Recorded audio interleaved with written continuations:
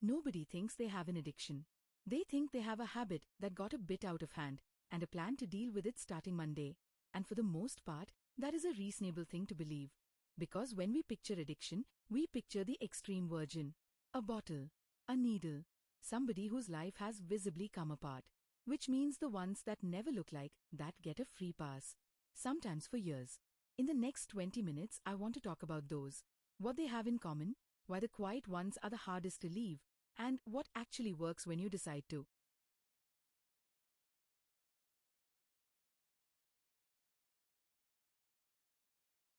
One thing before we start, I am not going to tell you that you have a problem. And there's nothing here you need to confess to anyone. If something in this video lands uncomfortably close, that is just information. It is not an accusation. Here is the thing that took me a long time to understand. The substance is the costume. It is not the thing itself. What is actually addictive is reliability. Something that reliably, quickly, predictably makes an uncomfortable feeling go away. That is the whole mechanism. And the brain does not particularly care what the delivery method is. Think about the last time you felt bored, or stressed, or lonely, or just tired in a way that sleep does not fix. What did you reach for? You do not have to answer that out loud. Just notice that you have an answer, and that it came to you fast. That speed is the point. Whatever ends the discomfort quickest gradually becomes the default. Not because you chose it, but because it kept working. And this is where language starts protecting the habit.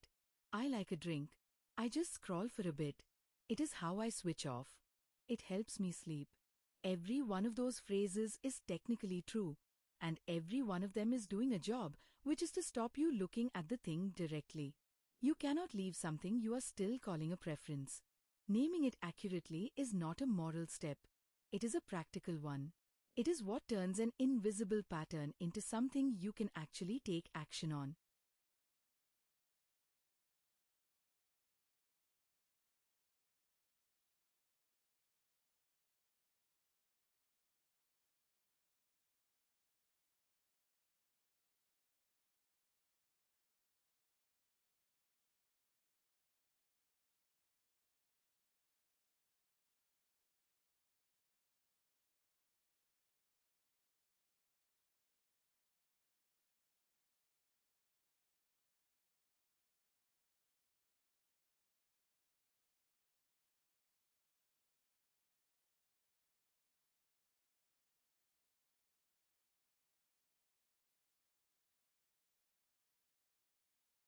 Every addiction, and I mean every single one, runs the same 4 beats.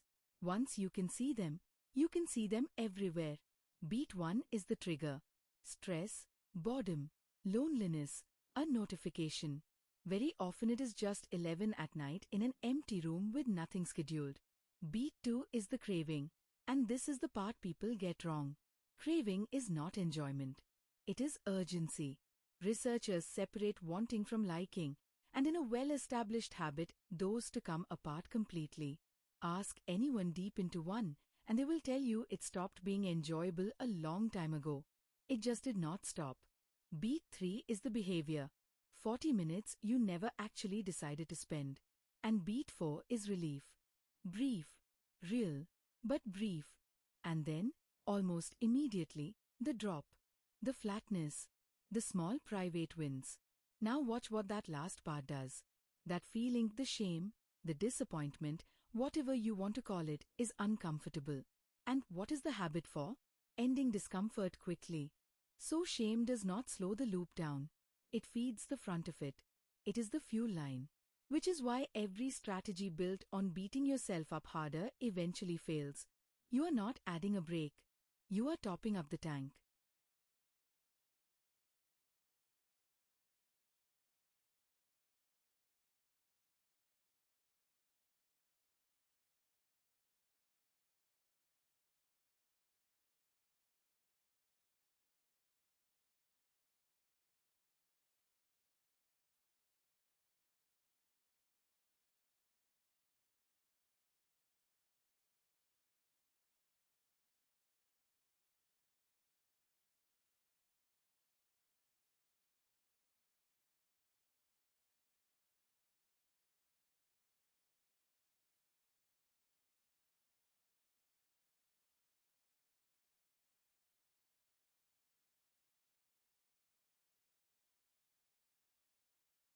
So if the mechanism is the loop, and the loop does not care what it is attached to, then the list of things that can become addictive is much longer than the list we usually talk about. Doomscrolling, which is not an accident, incidentally. There are extremely capable people whose entire job is to win your next minute, and they are better at their job than you are at resisting it. Gaming, progress you can actually feel in a world where the rules are clear and effort reliably pays off, which is not a small thing to offer somebody whose real life is not currently doing that. Betting apps and day trading apps. A casino in your pocket, wired directly to your salary account with the interface design of a game. Work and business, which belongs on this list precisely because it is the only one on it that people will congratulate you for. Nobody stages an intervention over a 14-hour day. Sugar, caffeine, vaping, small doses, all day long, and nobody has ever once asked you about them. And pornography, which is the one this video is really about, and the one that almost never gets said out loud. Two quick caveats, because they matter. Use is not addiction. Plenty of people game, scroll, bet occasionally or watch porn without any problem at all. And the next few minutes are about where the line sits, not about declaring everything a disorder. And this is a list of categories, not a ranking. What makes these hard is not that they are worse. It is how completely normal they look from the outside.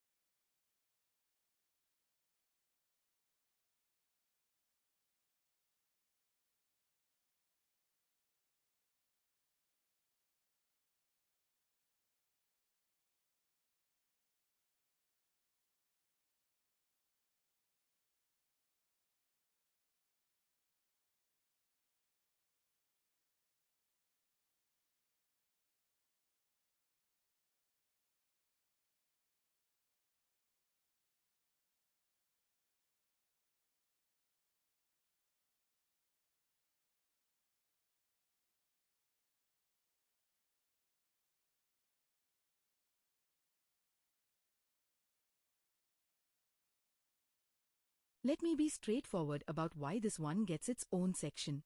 Every other habit we have talked about leaves evidence somewhere. Alcohol has a smell and a hangover. Betting has a bank statement. Gaming has hours on a screen somebody else can see. Even scrolling shows up on a weekly report your own phone sends you. This one leaves a closed tab. That is it. There is no smell, no receipt, no hangover, no bill, and in most cases, no money changes hands at all. It is the only common habit where the entire feedback loop happens inside one person with no witness. Second, the shame around it is unusually heavy. People will admit to drinking too much years before they will admit to this. I have watched people describe genuinely serious problems with alcohol at a dinner table and laugh about it.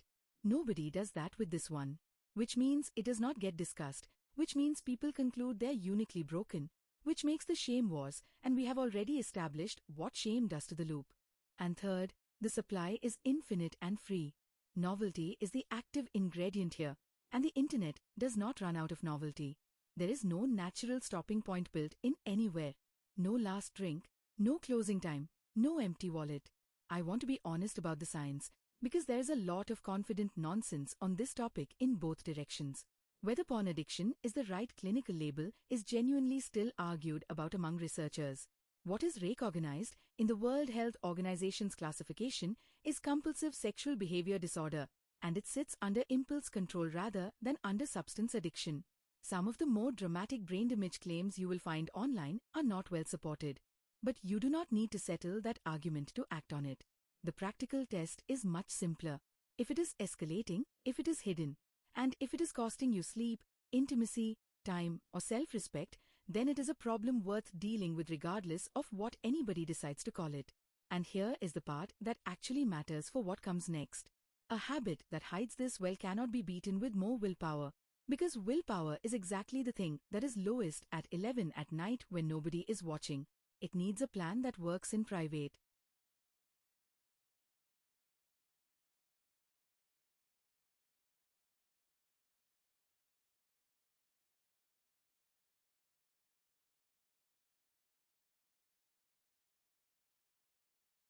So how do you tell an ordinary habit from something that has crossed a line? 6 markers. None of them mention what the behavior is, which is the point. 1. You have tried to cut down and could not. 2. The time or the intensity keeps climbing to get you to the same place it used to. 3. You hide it, or you shade the truth about it, to people you love. 4. It runs on autopilot.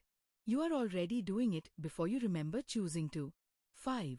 Something is visibly paying for it. Sleep, money, work, or the person next to you. 6. When you stop, you get restless, irritable, or flat. Not sad about anything in particular, just flat. 2 or more of those, showing up consistently rather than during one rough fortnight, is a pattern rather than a bad week. That is not a diagnosis. I am not qualified to give you one, and neither is a video. It is a conversation starter, and mostly it is a conversation with yourself.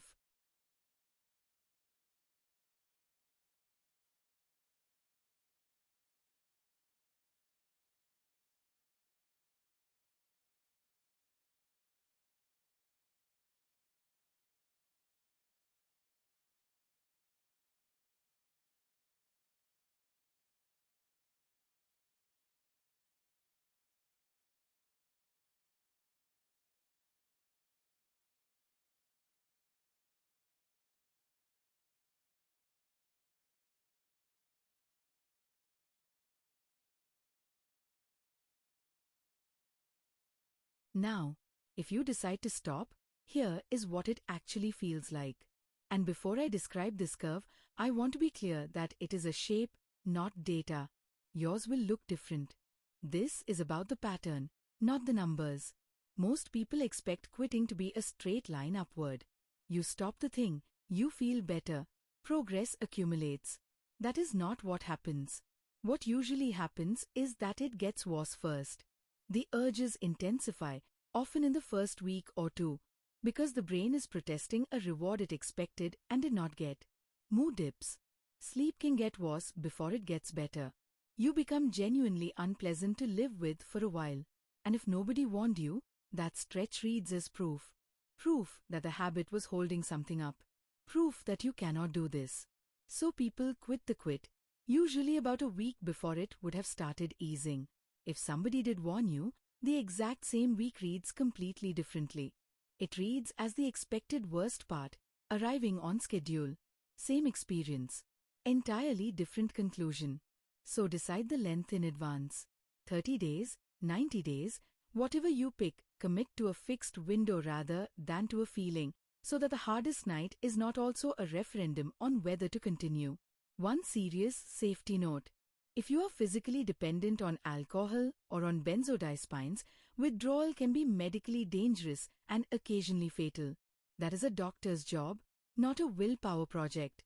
Please do not white-knuckle that one.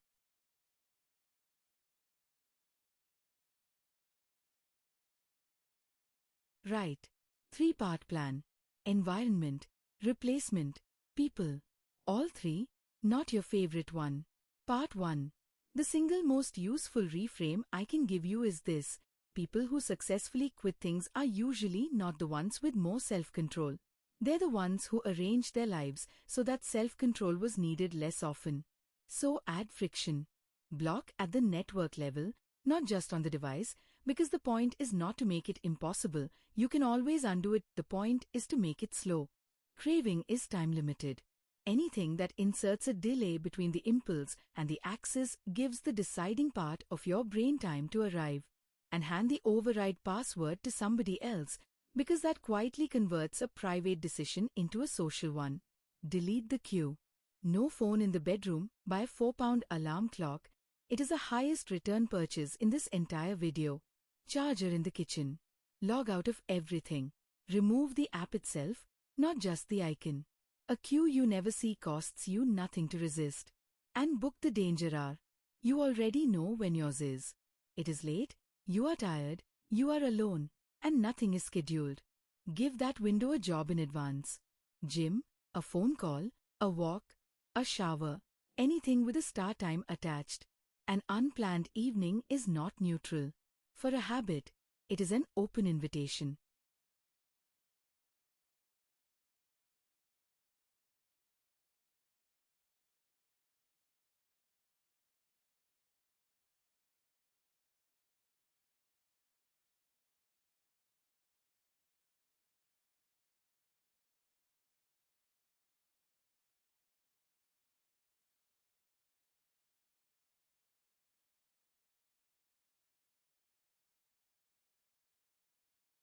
Part 2, and this is the one people skip. You cannot only subtract. The habit was doing a job, and if you remove it without replacing it, you have not solved anything. You have just created an opening. So name the need underneath the urge. Finish the sentence honestly. I do this when I feel blank. Almost everybody lands on one of 4 answers: stressed, lonely, bored, or exhausted. The urge is the symptom. Treat what is actually missing. Then learn to ride the urge instead of wrestling it. This comes out of relapse prevention work in cognitive behavioral therapy, and it sounds too simple to work. Urges rise and fall like a wave. So set a timer for 10 minutes, breathe, notice where in your body you are actually feeling it, and do nothing. Do not fight it, do not argue with it, do not indulge it. Watch it crest and drop.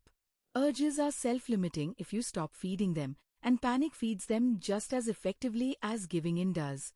Install a rival habit. Same trigger, same time of day, different action. Cold water on your face. 10 push-ups. Texting one specific friend. Shoes on, out of the front door. Habits are far easier to replace than to erase, so keep the trigger and swap what follows it. And rebuild the slow rewards. Sleep, exercise, real conversation, daylight, something you are bad at and doing anyway. They pay almost nothing per minute compared to the habit, and enormously more per month. The reason a quit holds in month 3 is not discipline. It is that ordinary life has quietly become rewarding again.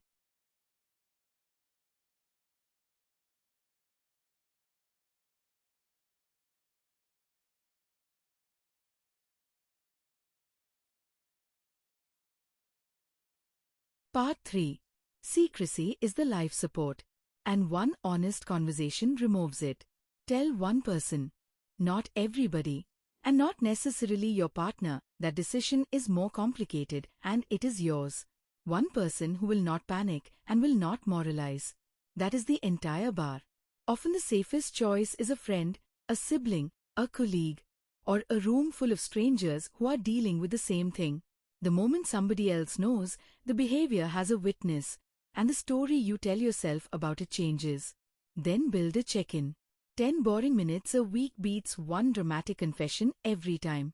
Regular and unglamorous is what actually holds over months, and it removes the need to work up the courage twice. And get real help if you need it, which is not a failure state. Therapists trained in cognitive behavioral therapy. Smart recovery. 12-step groups, including the behavioral ones. Your employer's assistance program, if there is one, and it is more confidential than people assume. And your doctor for anything physical. If there is any risk of self-harm, or if withdrawal is producing physical symptoms, medical help comes first, not later. There are numbers in the description below.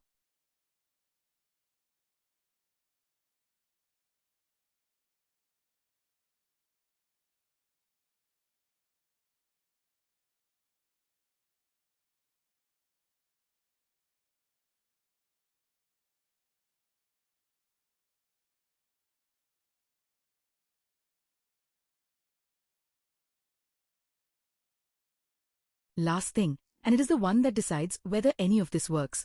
You are going to slip, probably more than once. The research on relapse is quite consistent about this. What you do in the hours after a lapse predicts the outcome far more than the lapse itself. The dangerous move is not the lapse. It is the sentence that follows it. Well, I have blown it now, so I may as well keep going. That sentence is what turns one evening into 1 month.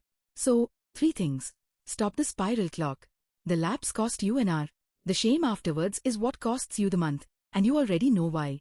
Run an autopsy, not a trial. What was the trigger? What time was it? Where were you? What state were you in? What happened in the hour before? Write it down, unemotionally, like an engineer. Within about 3 entries, most people find their lapses cluster around 2 or 3 completely predictable conditions. Usually sleep debt, conflict, travel, or an evening with nothing in it. Then patch exactly one hole. 1. Change one thing in the setup before that same night comes round again. The ambitious 10-point correction people, right at 2 in the morning, always collapses inside a week. And redefine what winning looks like, because most people are running an impossible scoreboard. Progress is not a spotless record. Progress is shorter lapses, longer gaps between them, and a faster recovery each time.